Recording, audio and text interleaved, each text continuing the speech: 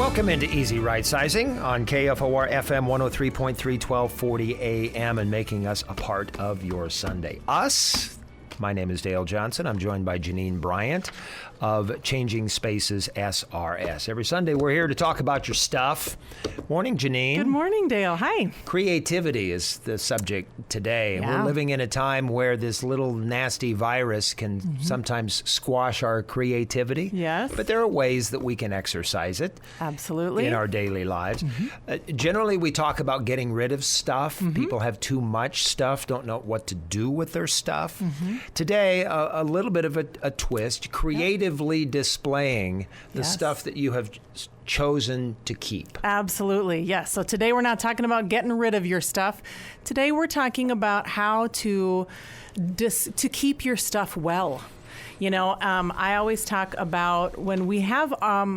when we're looking at the total amount of things that we have in our home, we let go of the things that don't matter as much. But then today, this morning, let's focus on the stuff that does matter a whole lot. And how can we keep that stuff in the best way possible so that it brings us the most joy and the most happiness that it possibly can.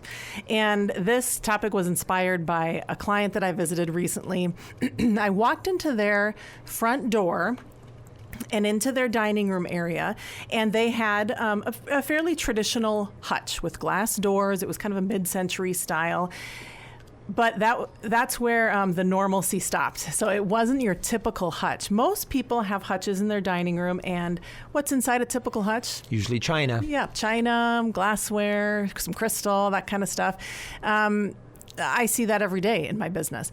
So these folks had something unique displayed in their china hutch. They had mementos from their childhood displayed in their china hutch. And so it was really reminiscent of something you would see maybe even in a museum, or, you know, some of these beautiful displays that you see in some of these antique stores. And it had, you know, vintage board games. It had some of their old toys, all displayed in a beautiful manner. And you know, when I complimented them on it, I actually said, hey, can I take a photo of this? Because this is great. And if this wasn't radio, folks, I would be showing you the photo. I thought this is such a unique way of displaying these items from your childhood. And she said to me, you know, we just got sick of looking at our dishes. That wasn't giving us joy. And so we had all these cool things from our childhood that we didn't want to let go of. So instead of storing them in a box in the basement, we decided, let's put the dishes in a cupboard and let's put some of these cool things that we have saved from our childhoods on display. And it's like the best conversation piece ever. And then you walk by it every day and you can see it and enjoy it. Because that's the whole reason why we're keeping these keepsakes in the first place, right? I've noticed too, Janine, that it sparks conversation. Absolutely. Even if it's just a couple with their own stuff in that china hutch. You walk by and you remember when we were vacationing at Yellowstone, and there's an item there that and then off they go. Absolutely. They start talking of reliving Yellowstone. And so it could be conversation between the couple. It sparks conversation with your children, your adult children. When the grandkids come over, it gives them something to see, and then it opens up a conversation that way. So, I mean, it's absolutely a great way to really add a richness to your life, and that's why you're keeping the keepsakes anyway, because you think they're going to add something positive to your life. So, but those keepsakes can't do that if they're sitting in a box in the basement. And if no one ever pulls them out and no one ever looks at them, then what's the point of having them there? Right. And so we say this a lot here on Easy Rightsizing, this on the radio program. Keep only the keepsakes that you can use or display. So that was one creative story of someone who'd really displayed their keepsakes in an ingenious way. And I tell you, the internet is a wealth of knowledge on all topics, but especially this one. If you have whatever kind of keepsake item you have, just Google it. Maybe it's old farm tools that your grandfather had that passed down to you. Not really sure what to do with them. You're not going to use them out there in the fields, right? So let's Google how to display old farm tools, and you will come up with thousands of results. So that's something that I would challenge all of our listeners to think about this week. When you have all of the keepsakes that mean so much to you, how can you find a way in your home to display them? Or also, how can you use them? So that is, one example that I have just on my desktop. I have one of the teacups from my great-grandmother's wedding china set, and I put paper clips in it. I mean, that's a simple way to use something, but it's better than putting it in, I don't know, can't remember the last time I had friends over for tea, right? So I'm not using those teacups to drink tea out of or to serve tea to my guests. So instead of having it sit in my cupboard, it's going to sit on my desk where I'm going to see it every day. My kids are going to see it every day. And then there you go. It's sparking a conversation. Chances are good, too, that the woman that we're talking about with the China hutch has more than just what's displayed in that hutch. And it takes me back to what my sister does. I visit my sister 3, 4, 5, 6 times a year. Every time I go over, she has different pictures of the grandkids hanging up.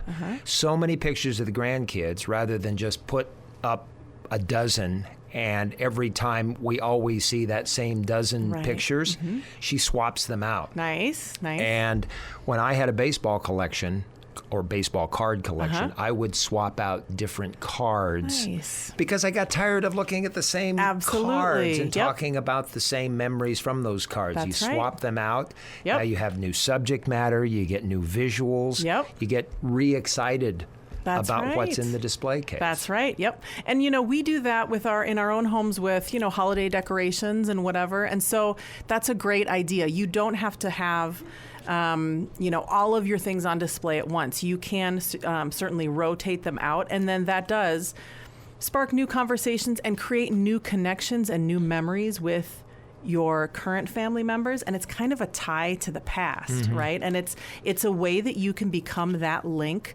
For instance, if I want to teach my kids about my grandparents, these are people that they never met and they will never be able to meet. They passed away before my kids were born.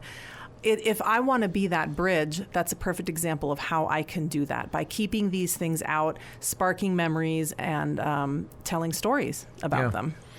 Easy Rightsizing. We talk about your stuff every Sunday morning here with Janine Bryant of Changing Spaces SRS. Something else that comes to mind, too, and I'm guilty of this. My wife and I are both guilty of this, and that is we see something and we say, I'm going to keep that, but I don't know where I'm going to put it. Pretty soon you have a lot of those items that you want to use, but you don't have any idea where or when you're going to use it. And pretty soon you have a room full of those things. So my advice would be if you find something, try to find or think in your mind of a space where that would fit. Absolutely.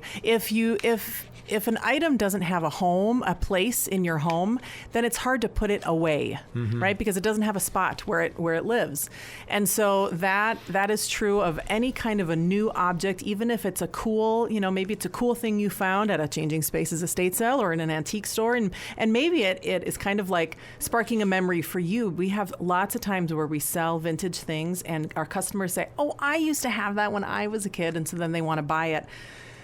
But you're going to be most successful if you go into every purchase that you make knowing where you're going to put it in your home, knowing where it's going to live, so that when you come home, does this ever happen to anyone? You go out, you buy a bunch of stuff at the store, or you go to a garage sale, or you go to an auction, and then you come home and you think, oh, crap, where am I going to put this, right? Because your house is kind of full, and then that rush that you got from when you bought it is deflated. It is gone. Yeah. So if you can go into it with an idea, hey, here's where I'm going to put here's where this stuff is going to live, and then if you start running out of places where you can put stuff, then that is a symbol to you that, okay, maybe I need to stop purchasing some things, or maybe I need to let go of what I have if I want to continue to bring in new things. You mentioned antique stores. My wife and I went antique store shopping. We go in with no intention at all. Just to browse. And I noticed some booths are so packed with stuff. It's too intimidating to actually take a step in and start rummaging through their stuff compared to the next booth which has just the right amount of stuff that is more welcoming because there's space for you to go in and walk around in. Absolutely. And I would bet a lot of money that whoever owns that booth, their house probably looks the same way, right? If their booth is really cluttered, I bet it's a reflection of their home. Yeah. We have a few more minutes here, Janine. Talk about your teaching experience, because that was new to you. Yes, it was. Yes. So I just recently got done teaching a class at Southeast Community College through continuing education. And it was a class called Easy Rightsizing. We had 10 students, and we just wrapped it up this last week. And what a fantastic experience it was for me. I hope it was a fantastic experience for the students as well. We had such an interesting mix of people and in different stages of their life in the class.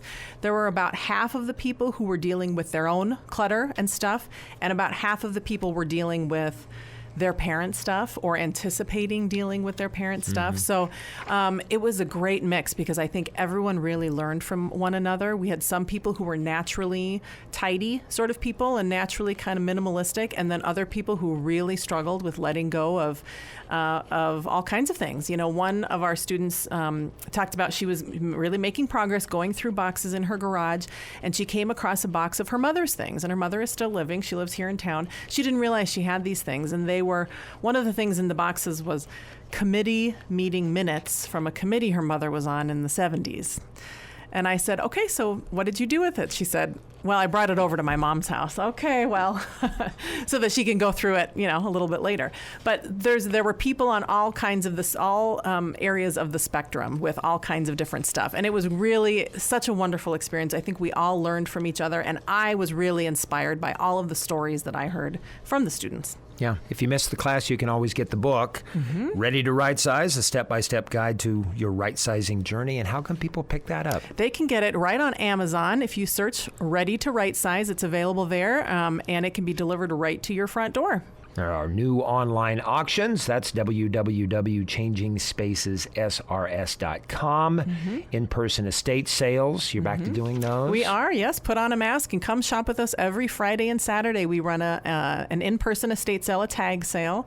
And then you can also visit for more free right-sizing tips. I've also got the website easyrightsizing.com. So those are two websites that you can check out and get lots of free content from us. Oh, and you're always welcome here Sunday mornings on KFOR for Easy Rightsizing.